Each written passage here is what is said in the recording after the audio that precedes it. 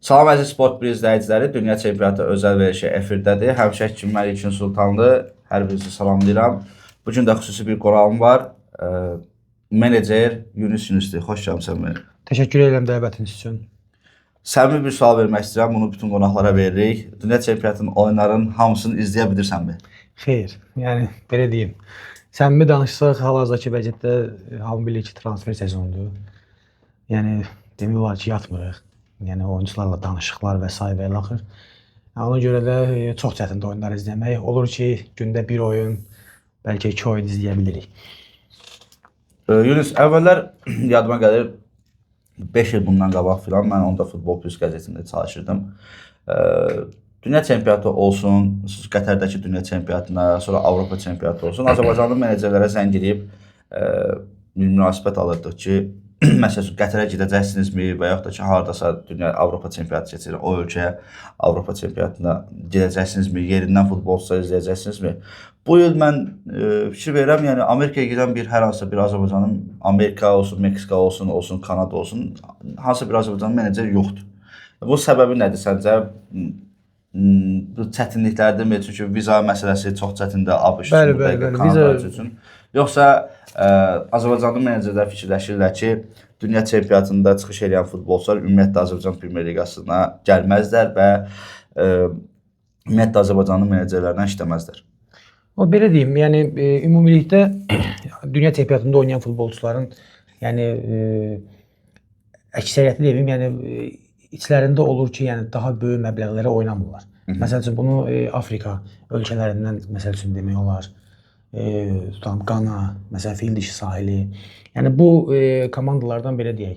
Yəni bu milli komandalardan yəni Azərbaycan Premyer Liqaya cəlb edəcək futbolçular ola bilər. Əlbəttə ki, bu viza rejimi ilə bağlı indi Amerikaya gediş gəliş, hətta Meksikada olur, Kanadada olur, yəni 3 ölkədə keçirdiyinə görə. Yəni ona görə viza ilə bağlı problem yaşanır və əlbəttə dediyim kimi hal-hazırda vəziyyətdə transfer sezonudur və agentlər arasında böyük rəqabət var. Ona görə də yəni məncə buna görə yəni televizora baxmaqda məqsəd. Həm də ki indi vasitəçilər var, bir-birinə əlaqə qururlar. Əlbəttə, yəni belə danışırıq. Yəni dünya çempionatında hal-hazırda orada oyunları canlı şəkildə izləyən menecerlər var ki, onlarla belə deyək, münasibət saxlayırıq və oradakı oyuncuların qiymətləri ilə maraqlanırıq. Bəlkə elə bir futbolçu ola bilər ki, ola bilər yaşı çoxdur, amma məbləği də həm oynamağı da yəni Azərbaycan Premyer Liqaya uyğun olsun. Belə. Başlayaq oyunlara. Dünən maraqlı 3 play-off oyunu izlədik. Yəni afişa olaraq çox yaxşı oyunlar idi. Braziliya Yaponiyanı 2-1 hesabı ilə məğlub edərək adını 8-1 finala yazdırdı və çox çətinliklə qələbə qazandı. 90+8-ci dəqiqədə vurulan qol sayəsində Braziliyanın növbəti mərhələyə vəsqə qazandı. Oyun haqqında əvvəlcə fikirlərin maraqlıdır. Nə gördün oyunda? Oyunda onu gördüm ki, yəni Yaponiya həqiqətən oyuna çox yaxşı hazırlaşmışdı. Yəni birinci, ikinci, üçüncü zonada yəni Braziliyanı çox yaxşı qarşılayırdı. Daha sonra belə deyək, yəni fərdi ustalıq, yenə deyək Braziliyalılar belə deyirlər. Yəni əlbəttə ki, Azərbaycan dünya futbolunda belə deyək də brendlər. Yəni Braziliyalı futbolçular. Ona görə də yəni fərdi ustalıq Yaponiya yəni onun qarşısında aciz qaldı. Amma Yaponiyanın oyuna hazırlaşmağı həqiqətən də yəni çox yaxşı idi. Amma mən qolu qeyd etmək istəyirəm. Yəni Casemiro'nun qolundakı qol pası asisti möhtəşəm idi. Həqiqətən də möhtəşəm idi. Yəni bəlkə də yəni sadəcə oyunda məsəl üçün mənə o daha çox belə deyə ləzzət elədi ki, yəni belə bir qol oldu. Amma həqiqətən də Yaponiyanı yəni bura qədər oyunu ilə bağlı yəni təbrik etmək olar. Bir də maraqlı məqam var idi. Yaponiya çox yaxşı Vinicius Junior bağlamışdı. Ümumiyyətlə göz atmağa imkan vermirdi. Bu da üstünlüyü sərgiləyirdi. Yaponiya hesabı da açdı. Gözlənilirdi, bir qorxu var idi. Ancelotti dərhal təhlükəni hiss edib dəyişikliklərə əl atdı. Bəli, heyəti dəyişdi, amma birinci qolda elə Yaponiyanın qolunda elə ciddi səhv elədi. Bəli. Daha sonra heyəti dəyişdi, taktiki dəyişiklik etdi və yenə də bunlardan da əlavə fərdi ustalıq böyük rol oynadı oyunda. Mən gördüyüm budur ki, bu Braziliya, yəni ki, o wow Braziliya deyil də, yəni ki, Yaponiyaya qarşı. Mən əslində elə 10-cu dəqiqədə belə bir fikir ağlıma gəldi ki, 2002-ci ildə, yəni mənim baxdığım ilk rəsmi Dünya çempionatı 2002-ci ildə bütün oyunlara baxmışam, özümüzü dəyişdirmişik, başa düşmüşük. 2002-ci ildə əgər Yaponiya Braziliya oynanacaq və Braziliya Yaponiya qarşısında çətinlik çəkəcək deyilsəydi gülərdik. Bəli. Amma bu dəqiqə üçün Braziliyanın millisini də Yaponiya ilə eyni səviyyədə tuturlar və oyundan əvvəl heç kim rahat şəkildə deyə bilməz ki, Braziliya çox rahat şəkildə Yaponiyanı keçə bilər.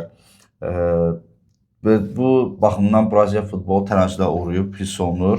Braziliya futbolu belə deyim, yəni milli komanda olaraq, futbolçular milli komanda olaraq, bəli, milli komanda olaraq. Yəni burada daha çox hücumda, bəli, yəni rəqibi daha çox narahat eləyə bilirlər. Çünki onlarda Vinicius Junior var və Martinelli var. Amma məncə Braziliyanın müdafiəsində çox ciddi problemlər var, bəli. Yəni ona görə də məncə Ancelotti bundan sonraki turda ona nəzarət eləyəcək. Bir də son dəqiqə qolunda Ancelottinin heç bir reaksiyası çox ləzzətlidir. Yəni mənim olmalı da Yaponiya udmalıyıq. Elə bir reaksiya verir sanki ki. O məşqçi biraz daha çox, yəni daha soyuqqanlı bir məşqçidir həqiqətən. Yəni o yəqin ki işini bilirdi. Çılğın sevinmələri olub Realın heyətində. Bəli, olub. İspaniya La Liqasında Real Betislə. Sadəcə əlini qaldırıb belə. Hə, Real Betislə filan oyunda bir də görsən ki, bu qışqırdı, bağırdı, sevindi. Amma bu Yaponiyanı məğlub etsən 2-1 hesabla son dəqiqədə heç nə də, yəni vecin olmadı. Hamı qaçar futbolçunun üstünə qaçır.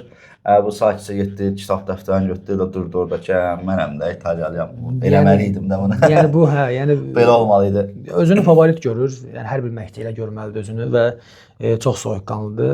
Yəni siz Ancelotti deyirsiniz, mən elə bizim Qurban Qurbanov. Hə, yəni qeyd eləmək istəyirəm ki, yəni Qurban Qurbanovda bəzi vacib uğurlarda, indi düzdür, Braziliya üçün 8-də 1 finala vəsələ qazanmaq uğur deyil. Amma məsəl üçün biz Qurban Qurbanovun sevindiyini görmüşük. Sevincindən göz yaşı axdığını görmüşük. Kopenhagenlə oyunda, Braqanı keçəndə reaksiyası, yəni hər şeyə belə soyuqqanlı davransa da, amma Qurban Qurbanov sevincini görmüşük biz, yəni. Az da olsa görmüşük. Az da olsa görmüşük. Futbolçular çox vaxt Qurban Qurbanova qaçırlar bəzi hallarda. Yəni ki, o sevinclərin bilmirəm bəlkə söz verirlər, neyirlər ki, azarkeşdən çox daha çox Qurban Qurbanova qaçırlar. Hə, yəni ki, özlərinə yəni görsən mən söz vermişdim, qol vuracağam sənə. Belə şeylər çox olur. Daha çox Zubir qaçır, daha çox Kadik qaçır Qurban Qurbanova. Fikir verdiklərimiz, gördüklərimiz burada. Ən çox Musa da ki, yəni mütəmadi. Nə vaxt qol vurur, atasının yanına qaçır, o mütləq şəkildədir. Açığı belə deyim, yəni bu biraz imicdir. Belə deyək də, məşqçinin imici, Bəli, hamı yəni ki, bax sənə görə vurdum. Bu yaxşı bir şeydir ki, komanda baş məşqçiyə görə oynayır. Bəli, əsas odur. Bəli. Turnirin ən sensasiyon nəticəsi qeydə alındı. Bəli. Mən elə düşünürəm, yəni Almaniya Paragvay ilə qarşılaşdı, 1-1 heç-heçə bitdi və penaltilər seriyasında Paragvay növbəti mərhələyə vəsələ qazandı. Yəni şərh eləmək biraz çətindir. İki qəliz bir proses olub mənim üçün. Bir Türkiyənin qrupda qalmağı, hansı ki Paragvay ilə eyni qrupdaydılar.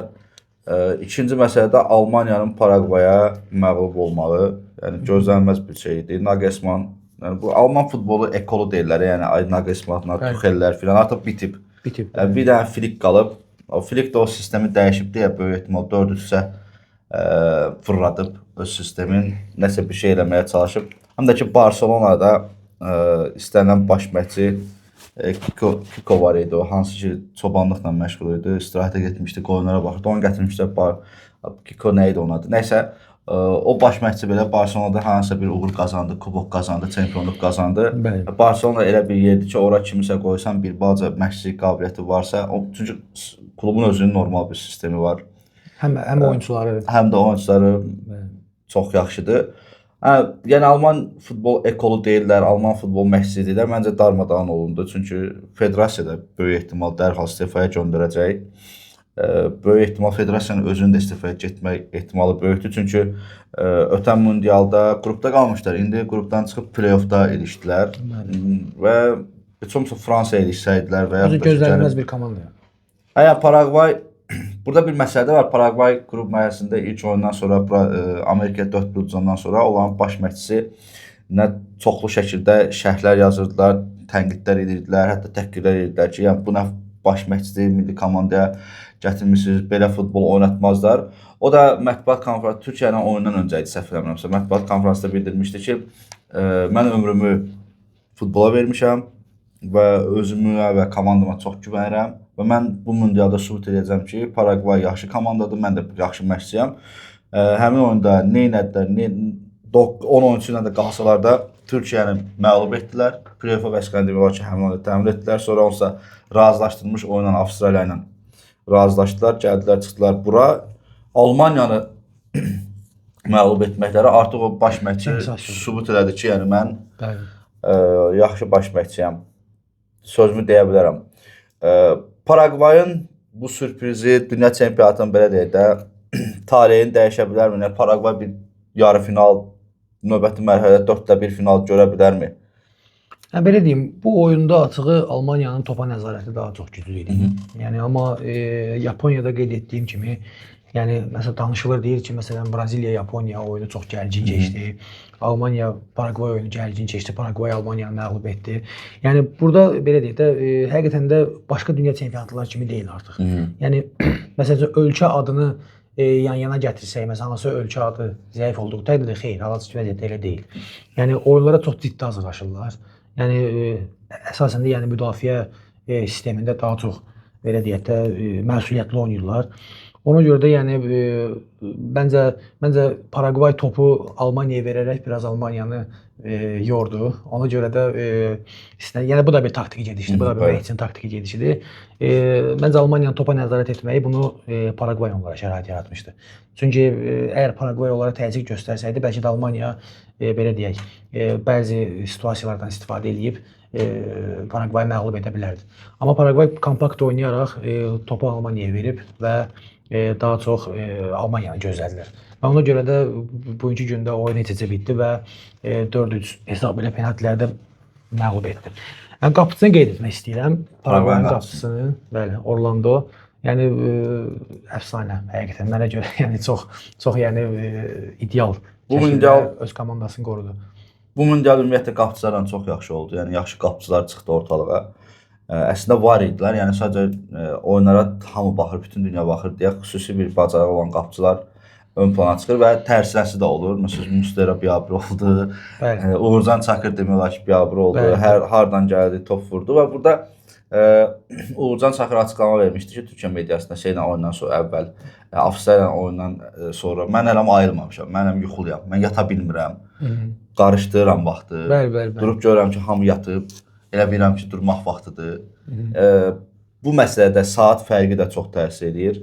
Oradan sonra oyuna gedirik filan ölkəyə, qayıdıb gəlirik öz düşərgəmizə. Orada da saat fərqi var. Nəsə belə qapıçılar üçün fikir verirəm də ki, həm də ki bu Afrika qitəsindən və Afrika və Cənubi Amerikadan olan qapıçılar xüsusi olaraq diqqət çəkir və yaxud da ki, xüsusi olaraq batırırlar. Çox belə qəliz bir turnirdir, çox maraqlı turnirdir. Bütün proqnozları da alt-üst edir. Və növbəti oyunda da əslində mən dünənki verilişdə demişdim ki, 60-ın 40-a Mərakeşi üstün hesab edirəm və proqnozlarım da düz çıxdı. Mərakeş Niderlandla heç eləyib penaltilər seriyasında qələbə qazandı. Nə gördün oyunda? Mənə görə Mərakeş sürpriz komanda deyil. Bəli, mənə görə keçən mundialın yarımfinalçısı sürpriz komanda. Yarımfinalçısıdır və yəni belə deyək də, yəni Mərakeşdə də adı sanlı futbolçular oynayır. Yəni Avropada belə deyək də, yəni adını eşitdirən futbolçular oynayır. Ona görə də yəni bu oyun mənim üçün sürpriz olmadı. Mən də elə yəni səninlə eyni fikirdə idim. Mən də düşünürdüm ki, yəni Mərakeş Hollandiyanı keçə bilər. Amma yəni Hollandiyanı da düzdür. Yəni Hollandiya bildiyimiz Hollandiya deyil artıq. Yəni bunu yəni dünən Hollandiya artıq meydanda göstərdi. Yəni yenə də deyirəm, bu dünya çempionatı elə bir dünya çempionatı ki, yəni burada artıq adlar yox, oyun üstünlüyü var. Yəni adlar önəm daşımır hal-hazırdakı vəziyyətdə. Həm də ki son 10 ildə Mərakeşin futbolda inkişaf sürəti Niderlanddan daha yaxşıdır. Mərakeşdə dünya ulduzu var. Məsəl üçün Əşrəf Hakimi dünya ulduzudur və bütün ən yaxşı komandalar PSG-si olsun, PSG-də də indi hazırda Barcelonası olsun, Real'ı olsun, nə bilim Manchester United olsun, Əşrəf Hakimə milyonlar verib transfer edəcək potensialdadırlar və o futbolçunu ala bilərlər. Amma Niderlandda son zamanlar irəli çıxan bir dənə Van Dijk'dir. Van Dijk də müdafiəçidir. Düzdür, müdafiə xətti komandanı yaxşı olanda komandaya xeyir verə bilər, amma bir qol vuran da lazımdır da. Yəni Daha əvvəl futbolçular var idi. Bəli. Məsələn, Sneijder gedilmir. Sneijder var idi, Robben var idi. Bəli, bəli. Oyunçular ən pis halda Van Persie var idi.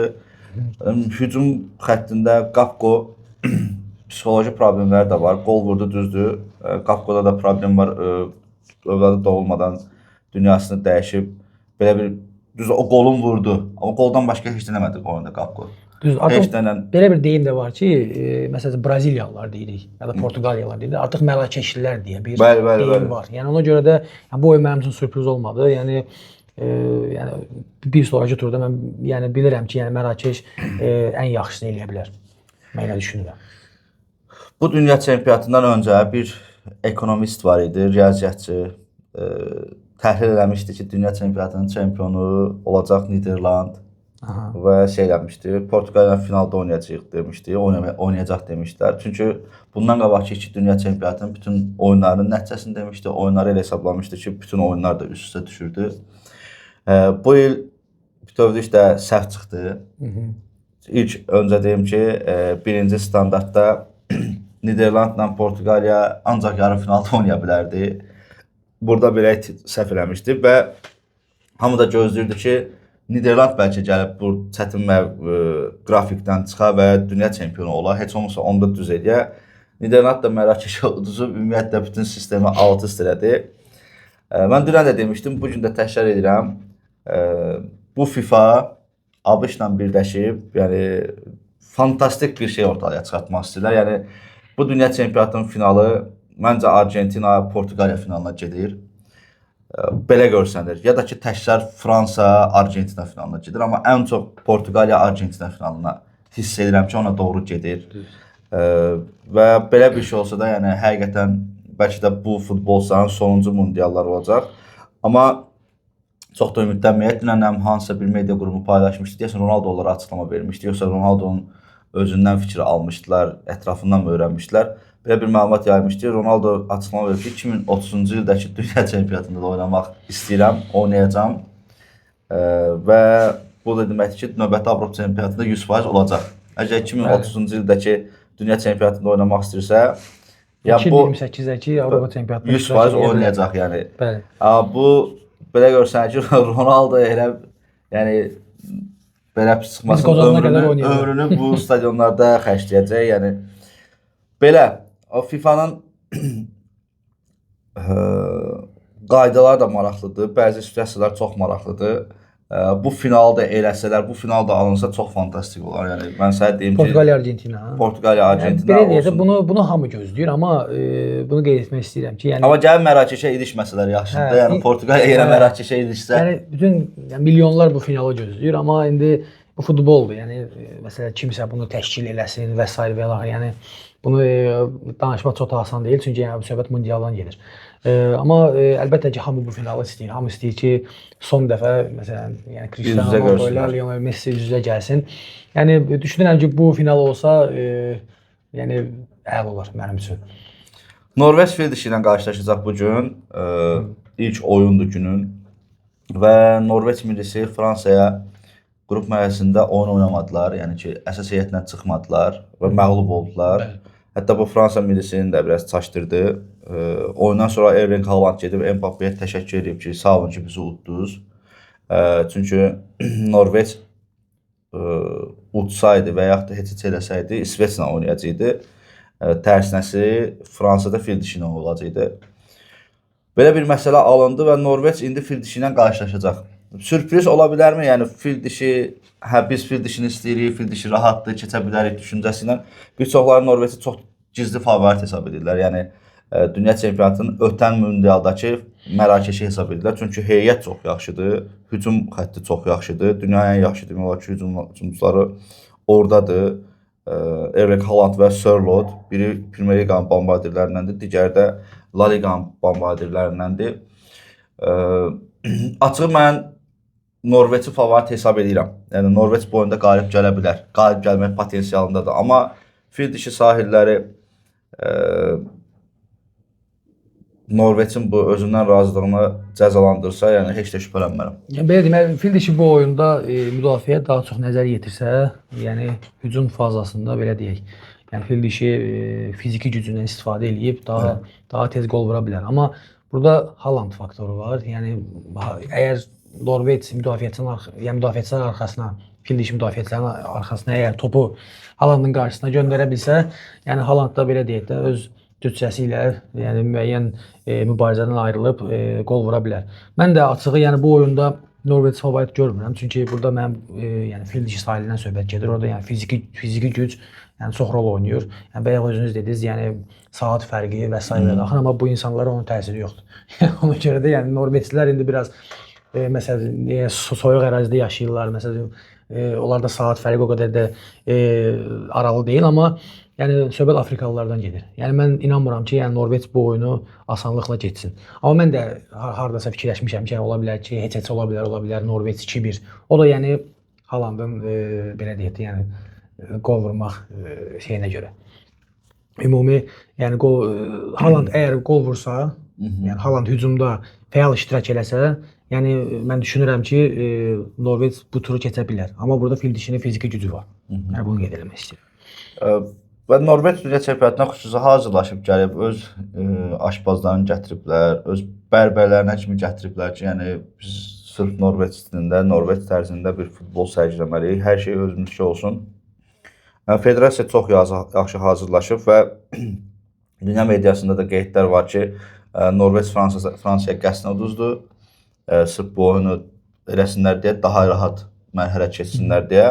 Əgər artıq futbol meydandakı taktika deyilsə, meydandan kənarda da taktikadırsa, məncə doğru addım atıblar və bu gün üçün biz rahat şəkildə deyə bilirik ki, Norveç favoritdir. Belə, böyük ehtimalda Norveç keçəcək və günün daha maraqlı oyunlarından biri Fransa-İsveç oyunudur. Düzdür, açıq aşkar favorit Fransanı görürəm. İsveçin hər hansı bir şansı olduğunu düşünmürəm. Çünki İsveç Niderlanda 5-1 hesab ilə məğlub oldu. Sonradan Yaponiyanı razılaşdırıb öz aralarında heç elədilər və növbəti mərhələyə vəsqə qazandılar. Bu düzdür, hücumda Gyökeres və Isak var.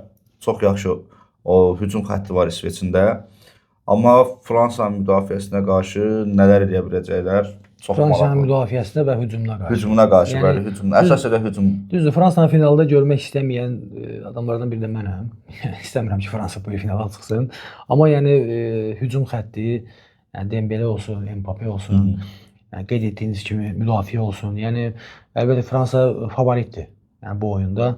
Yəni mənim fikrimcə çox böyük hesablı qələbə olmaz, amma mənim kimi 2-1. Və bu oyunda böyük ehtimal Mbappé qollar vuracaq. Qol yox, qollar vuracaq. Çünki artıq bombardir olmaq istəyir. Messi də ondan çox aralaşıb. 18-ci qolunu vurdu, səhv eləmirəmsə. Messi ötən oyunda. Bu mundialda daha çox qol vurmalıdır ki, yəni bir sonraki mundialda artıq rekordun sahibi olsun. Rekordun sahibi olsun, bəli. Və dəmin Ronaldo açıqlayıb oynayacaq, amma Messi də oynarmı bundan sonraki və dünya 2030 yəni artıq 1930-cu ildə dünya çempionatı ilk dəfə keçirilib. 2030-da 100 yaşı tamam olur dünya çempionatının və çox fərqli bir qrafiklə olacaq. Çox fərqli Mərakeş, Portuqaliya, İspaniyada olacaq. Amma indi FIFA da təklif edir ki, yenə də Meksikada, Amerikada və yaxud da ki, bütün dünyanın çempionatı olsun. Mən düşünmürəm ki, artıq bir də orada çempionat olar. Yəni bəlkə bəlkə 3 mundialdan sonra bəlkə. Yox, 2030-cu ildə 100% Portuqaliya, İspaniya, Mərakeşdə olacaq. Yəni belə bir qərar qəbul olunub, amma indi FIFA təklif eləmək istəyir ki, yenə də bəzi ölkələrdə də salaq ki, çünki dünyanın bütövlükdə çempionatı olsun, hər yerdə keçsin. Avropa çempionatında, Bakıda filan hər yerdə keçirdilər, 24 ölkədə, 24 şəhərdə keçirdilər. Bunda da elə bir təklif olunub, o deyəsən qəbul eləməyiblər. Yəni nə Portuqaliya Federasiyası, nə İspaniya. Deyir ki, yəni Ronaldo 2030-da oynayacaq. Yəni biz 2022-də dünya çempionata baxanda artıq dedik ki, Messi də, Ronaldo da bitdi, amma bugünkü gündə 2026-da və görürük ki, Ronaldo, Messi artıq belə deyim, mundialı bir daha iştirak edirlər və çox fəal iştirak edirlər. Yəni belə deyək də, bunlar yəni gənclərə bir belə deyək də örnək olmalıdır. İstər Azərbaycan gəncləri olsun, istər xarici gənclər olsun. Yəni futbol bitmir. Yəni əgər futbolçu özünə yaxşı baxdığı təqdirdə məşqlərini vaxtı-vaxtında etdiyi təqdirdə əlbəttə ki, yəni futbolçu hər zaman meydançada öz dominantlığını saxlaya bilir. Bu turnirdə qol buraxmayan yeganə komanda Meksika millisidir. 9 xal toplayıb 6 qol vurub top buraxmayıb. Və bu gün öz meydanında oynayır. Ekvadoru qəbul edir. Böyük ehtimalda ki 8-də 1 finalı garanti edib. Mən ilk dəfədir bir iddialı belə fikir səsləndirirəm. Meksika bu oyunda Ekvadoru rahat şəkildə məğlub edəcək. Həm stadion dəniz səviyyəsindən 2000 Həm də ev sahibidir. hə, azarkeşlər faktoru da var. Amma o stadionda ümumiyyətlə oynamaq da çətindir. Meksikada ümumiyyətlə oynamaq çətindir. Bütün stadionlar dəniz səviyyəsində 2000 metr yuxarıdadır. Yəni 2 kilometr yuxarıdadırlar. Bəzən futbolçular oksigenləri çatmır, bəzən fiziki olaraq çatdıra bilmirlər. Belə deyim də Meksika rahat rəqiblərlə oyunlarda yüksək səviyyədə favorit olurlar. Olacaqlar da. Yəni növbəti rəqibləri məsələn Fransa olsun, Braziliya qarşılarına çıxana qədər, Portuqaliya olsun çıxana qədər bütün oyunlarda ev sahibi oynayacaqlar deyə favorit olacaqlar. Bu oyunda da böyük ehtimal Ekvadoru məğlub edəcəklər. Ekvadoru məğlub eləyəcəklər deyə bəli düşünmək olar, amma yəni Ekvador da yəni fiziki cəhətdən güclü komandadır. Bəli. Yəni ona görə də Amma mundiala çox pis başladılar. Son turda Bəli, Almaniya, bəli. o Almaniyanın Ekvador oyununda mən şübhələnmişdim ki, görəsən Ekvadora Almaniya özünü udduzdu, rahat olsunlar deyə onsa qrup liderliyini təmin ediblər. Qrup liderliyini yəni qrupdan çıxmağı təmin eləmişdilər. Qəsdən mi uduzdular, yəni istirahət etsinlər. Görsənir ki, Ekvador çox sıxırdı. Sıxırdı da həqiqətən. Onu da görsənirdi ki, Ekvador ikinci hissədə Almaniya öz qapısına qapanmağa məcbur etmişdi. Bəlkə də bəzi ötən dünya çempionatında Argentina Səudiyyə Ərəbistanına uduzdu. Yəni pis başlamışdı Argentina çempionatı. Bəlkə Ekvador üçün də pis başlamışdı, amma yaxşılığa doğru gedəcək. Amma əsas Meksikanlar bunu buraxmayacaqlar. Yəni bu oyunu Meksikalılar bunu buraxmaya bilərlər, amma yenə deyək də, yəni bir milli komanda turlarla atladıqca əlbəttə ki oyunlar çətinləşir. Yəni çünki o biri milli komandalarda yəni bəzi oyunlar keçirərək belə deyək, mundiala adaptasiya ola gəlirlər. Ona görə də mən düşünürəm ki, bu oyun da çətin olmayacaq. Mən bu oyunu şəxsən 0-0 görürəm. Bu oyun ekstralara gedəcək mənə görə. Yəni Ekvador yəni deyirsiniz, yəni mundiala pis başlayıb. Amma məncə bu oyunda özünü sübut etməlidir artıq. Yəni onun penaltiləri qalacaq və penaltilərdə Bəli, mən elə düşünürəm ki, yəni Ekvador asanlıqla Meksikaya oyunu verməyəcək. Bu gün dünən axşam yəni həqiqətən futboldan həzz aldıq. Çox əsl dünya çempionatını izlədiyini gördük. Ümid edirəm ki, belə davam edər.